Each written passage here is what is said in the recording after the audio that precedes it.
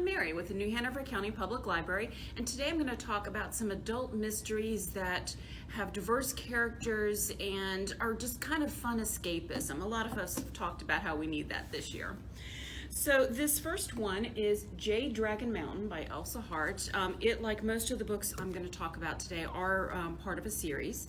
And this one, Li Du, who was an imperial librarian for China, we don't quite know why in this particular volume, especially at the beginning, but he is for some reason in exile. So he's wandering around China, and as he nears the border of Tibet, he ends up staying with a magistrate who's his cousin, and he befriends this astronomer who dies. So you have a mystery set at the border of China and Tibet, and this was a few hundred years ago. Barbara Hambly's, A Free Man of Color. This is also the beginning of a series. It's the Benjamin January series. Now, Benjamin January is a really interesting character. As you find out towards the beginning, he's back in New Orleans after many years of living in Paris. He's African American, and he was married while he was there, but he's come back, and the details aren't too obvious at the beginning, but he used to be a doctor. He's back now. He's playing piano at a ball for rich men and their courtesans, and one of the ladies dies, and she's a friend of his sister's, and it just really takes you to another world. It's a lot of fun. So Tony Hillerman. I was a little bit torn about this one because there are a lot of great Native American authors like Linda Hogan, the Thurlows. Some of you may have heard that one of this year's Edgar nominees, David Wyden, is by a Native American author, Marcy Rendon, Linda Rodriguez, Stephen Graham Jones. But the reason why I picked Tony Hillerman is a lot of people haven't been reading him in recent years. They think, oh yeah, Tony Hillerman, I'll read him one day.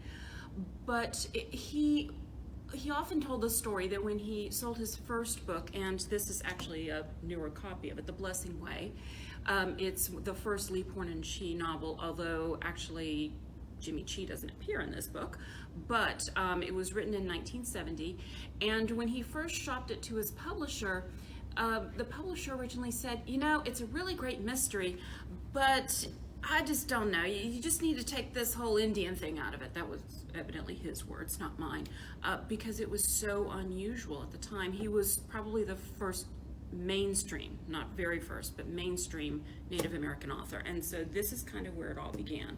So it's very interesting, bit procedural, but as I said, beginning of a landmark series. All right, this issue, Jadamasi's Perveen Mystery series. However, this is the second book because the first book is checked out. But it's a really great series. It's set in Bombay, 1921, 1922. The main character is part of a Zoroastrian family. She was Oxford educated, even though she was raised in India. She came back, and interestingly at that time, if you were a woman, you simply could not be a lawyer. It didn't matter how educated she was. Fortunately, her father was a lawyer, so she's able to work with him in his practice, but she can't actually appear in court. This actually works out well in the first book, The Widows of Malabar Hill, because the widows are Muslim, so they can't leave the house, and there's a mystery over why and how their husband died. So she has to investigate because she's the only one who can speak to him because she's a woman. The Blade of the Samurai, the Shinobi Mystery, and this one is by Susan Spann. Now, the shogun's cousin is murdered. Now, the knife happens to belong to a ninja. Now, the ninja's master is a friend of a Jesuit priest, and together they end up trying to investigate it because the ninja says he did not do the murder. Oh, and there's also a shogun. He had not quite received his jewel yet that he had purchased. The Fragipani Tree Murder Mystery. This is by Ovidia Yu. She wrote the Auntie Lee series, if you've read that, which is full of great food if you haven't read it. This particular one, though, is set in 1930 Singapore, and it's still ruled by the British. It is before World War II, and if you know anything about history in Asia, a lot happened in World War II there as well. The acting governor's nanny has died, and Sue Lin, she's a polio survivor. Her grandmother is very connected on the island, especially if you need money lent to you.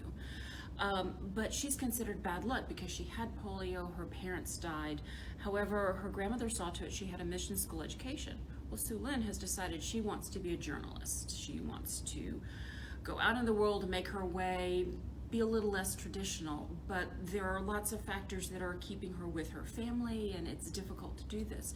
Well, this is her chance, and she ends up working with a police officer, and, well, to give a little bit away, she solves the mystery, but it's getting there that's the fun. And I also wanted to show, don't forget we have a lot of these as ebooks and audiobooks, but Blanche on the Lamb by Barbara Neely. Now this one starts out kind of fun and crazy. We have Blanche, who for various reasons has written a check that she couldn't quite cover. She gets hauled into court and they're gonna put her in jail. She doesn't think this is really worth the crime. She doesn't feel that the prison equals the crime, but she's terrified of going to jail, so she ends up running. She goes on the lam.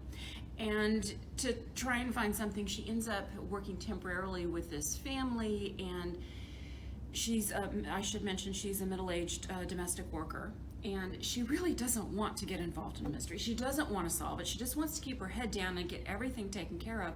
But then first the gardener dies, and then other people start dying. So kind of in self-defense, she has to figure out who the murderer is. And this one is just so much fun.